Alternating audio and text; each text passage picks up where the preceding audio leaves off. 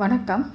ஒத்த தலை பூண்டு, அதாவது ஒரு பல் பூண்டு, 1 ஹெட் கார்லிக்கு, ஸ்னோ பூண்டு, ஹிமாலயன் பூண்டு, ஹிமாலயன் கார்லிக்கு, ஹிமாலயன் லசூனு, இப்படி வந்து பல பேர்கள், ஸ்னோ கார்லிக்கு, இப்படி பல பேர்கள் வந்து இது வந்து இதுக்கு வந்து இருக்குது. இந்த ஒரு பூண்டு தான் இது. அதில் வந்து இவ்வளோ இருக்குது. இது வந்து சாதாரண பூண்டை விட வந்து இந்த பூண்டில் வந்து 7 மடங்கு சக்தி வந்து அதிகம். மருத்துவ குணங்கள் ரொம்ப அதிகம் இது. இது வந்து உங்களுக்கு வந்து கர்ப்பிணி பெண், அதாவது வந்து ஒரு 7-8 மாதத்தில் வந்து இது சாப்பிட ஆரம்பிச்சிட்டாங்கன்னா அவங்க டெலிவரிக்கு அப்புறம் அவங்களுக்கு வந்து நல்ல பால் சுரக்கும். இந்த பூண்டு வந்து பொதுவாக அந்த டைமில் வந்து நிறையா சேர்ப்போம் டெலிவரி டைமில். அதில் இல்லாமல் இது வெயிட் லாஸும் உங்களுக்கு கொடுக்கும் அந்த பூண்டு. இதை தவிர வந்து உங்களுக்கு பிபி, சுகர் லெவல் இதெல்லாம் வந்து கண்ட்ரோல் பண்ணும். புற்றுநோய் செல்களையும் இது அடிக்கும். இப்படி ஏராளமான இதுக்கு வந்து நிறைய குணங்கள் வந்து இந்த இருக்குது. இதுக்கு வந்து ஹிமாச்சல் பிரதேச, காஷ்மீர் பகுதிகளில் மட்டும்தான் இது வந்து மலைப்பகுதிகளில் விளைஞ்சிட்டு இருந்தது இந்த பூண்டு. இப்போ வந்து கொடைக்கானல்லையும் வந்து இதை வந்து பயிரிட ஆரம்பிச்சிருக்காங்க. ஆனால் இன்னும் அதிகமாக நமக்கு வந்து இன்னும் தமிழ்நாட்டில் வந்து சரியாக கிடைக்கல. இது ஒரு கடையில் கொஞ்சம் தான் எனக்கு கிடைச்சிது. இதை நான் பார்த்த உடனே விடவே இல்லை, நான் உடனே வாங்கிட்டேன். சரி, அதுக்கப்புறம் வாங்குவோன்னு நினச்சிட்டே இருந்தேன். அடுத்த முறை நான் போகும்போது எனக்கு கிடைக்கல. நான் இதை வந்து இதில் 2-3 ரெசிபி நான் செஞ்சுருக்கேன். அதை நான் உங்களுக்கு காமிக்கிறேன். இதில் ஒரு ரெசிபியை நான் வந்து உங்களுக்கு காமிக்கிறேன். இதில் வந்து காரக்குழம்பு, அப்புறம் வந்து நீங்கள் எது வேணாலும் சேர்க்கலாம்.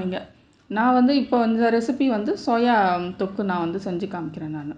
இப்போ நம்ம எண்ணெய் ஊற்றிட்டு அதில் வந்து கடுகு, உளுத்தம்பருப்பு இதெல்லாம் நம்ம தாளிச்சிட்டு, பெருங்காயத்தூள் அதுவும் நம்ம கொஞ்சம் போட்டுக்கலாம். போட்டுட்டு நம்ம வந்து இதை வந்து பொடியாக நான் வந்து வெங்காயம், தக்காளி இதெல்லாம் பொடியாக கட் பண்ணியிருக்கேன். இந்த பூண்டை வந்து நாம் வந்து தொக்குன்றதுனால நம்ம நைஸாக இருந்தால் தான் நல்லாயிருக்கும். அதனால் பொடியாக நான் கட் பண்ணியிருக்கிறேன் தொக்குக்கு. மற்ற டிஷ்க்கு, காரக்குழம்புக்கெலாம் நம்ம முழுசாக போட்டுக்கலாம். ரொம்ப நல்லாயிருக்கும், அருமையாக முத்தாக பார்க்குறதுக்கு. இது பாருங்க, இவ்வளோ பொடியாக நான் வந்து அதை வந்து நான் கட் பண்ணி நைஸாக கட் பண்ணி எடுத்துருக்கிறேன். அதனால் இது கொஞ்சம் வந்து திக்காக இருக்கிறதுனால வதங்க கொஞ்சம் லேட் ஆகும். கொஞ்சம் பாதி நம்ம இப்படியும் போட்டுக்கலாமா, நம்ம வேக தான் நமக்கு லேட் ஆகும் நமக்கு. அதனால் பொடியாகவே நீங்கள் வந்து கட் பண்ணி எடுத்துக்கோங்க. இப்போ வந்து இதில் வந்து நான் வந்து அந்த பூண்டை போட்டு நான் வதக்கிட்டு அதுக்கப்புறம் நான் வந்து வெங்காயத்தை நான் வந்து சேர்க்குறேன். வெங்காயமும் நல்லா நைஸாக தொக்குக்கு வந்து நிறைய வெங்காயம், தக்காளி தான் நம்ம போடணும். ஏன்னா இதை நம்ம அரைக்க போகிறது கிடையாது. அதனால் வந்து நமக்கு வந்து வெங்காயம், தக்காளி இது வந்து நிறையா தேவைப்படும். இது நல்லா வதங்கினது உப்பு போட்டிருக்கேன்.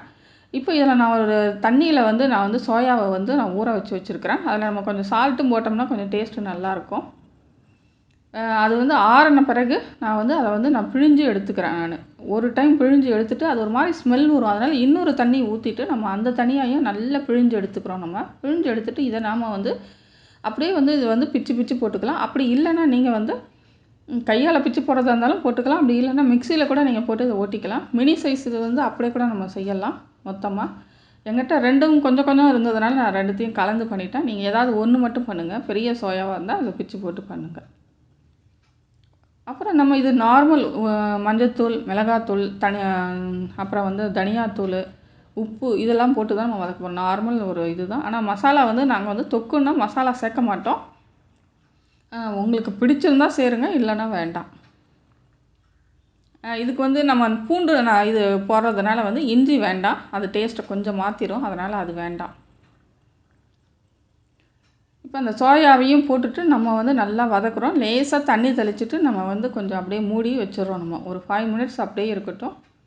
இல்லை கொத்தமல்லி, கருவேப்பிலை இதெல்லாம் பொடியாக கட் பண்ணி அதில் சேர்த்துட்டா நமக்கு வேலை முடிஞ்சுது. ரொம்ப சுலபமான டிஷ்ஷு, ஆனால் நல்லா ஹெல்த்தியானது. உங்களுக்கு சோயாவும் ரிச் ப்ரோட்டீன், உங்களுக்கு ஃபைபரும் அதிகமாக இருக்குது சோயாவில். அது கூட சேர்ந்து இந்த பூண்டு சேர்த்தா அவ்வளோ உடம்புக்கு ரொம்ப நல்லது நமக்கு. இது வந்து சப்பாத்திக்கு தான் மெயினாக வந்து இதுக்கு நல்லாயிருக்கும். சப்பாத்தியில் வந்து நம்ம வந்து இப்படி ரோல் பண்ணி நம்ம வந்து டிஃபன் பாக்ஸ்லையோ இல்லைனா குழந்தைங்களுக்கோ நம்ம வந்து இப்படி கொடுக்கலாம். நீங்கள் இப்படி மேலே வந்து அந்த சப்பாத்தியில் வந்து அப்படியே வச்சு கொடுத்தீங்கன்னா வந்து கீழே கொட்ட வாய்ப்பு இருக்குது. இப்படி சாய்ச்சிட்டு சாப்பிடும்போது ஒரு பிளேட் வச்சு சாப்பிட்ணும். குழந்தைங்களாம் வந்து அந்தளவுக்கு பிளேட் வச்சு சாப்பிடாதுங்க. இப்படி கையில் வச்சுருந்தா சுற்றிட்டு இருக்குங்க. இந்த மாதிரி வந்து நீங்கள் கட் பண்ணி நடுவில் வந்து நமக்கு புஷ்ஷுன்னு உப்பி வரும் பார்த்திங்களா, அந்த நடுவில் வந்து இதை வந்து பிரித்து எடுத்துகிட்டு அது நடுவில் நீங்கள் ஸ்டஃபிங்கை வந்து வச்சுட்டு அப்புறம் மூடிட்டு நீங்கள் ரோல் பண்ணிங்கன்னா வந்து கீழே அதுங்க கையில் வச்சுக்கிட்டு இது பண்ணால் கீழே கொட்டாமல் இருக்கும். அப்படியே நீங்கள் இந்த மாதிரி ஸ்டஃபிங்கை வந்து இந்த மாதிரி வச்சு கொடுங்க குழந்தைங்களுக்கு. அது மினி சைஸு சோயான்றதுனால என்ன வியூவர்ஸ், இந்த மாதிரி வந்து தொக்கு வந்து ஒத்தத்தலை பூண்டு தொக்கு வந்து பார்த்தீங்க நீங்கள் அது போட்டு செஞ்சதை டிஃபன் பாக்ஸ்க்கு நம்ம வீட்டில் சாப்பிடணும் ரொம்ப நல்லாயிருக்கும். இது வந்து கத்திரிக்காய் தொக்கு. இது வந்து முழுசாக நம்ம போட்டு பண்ணலாம். பொரிக்கூட்டு இது கத்திரிக்காய் பொரிக்கூட்டு இது.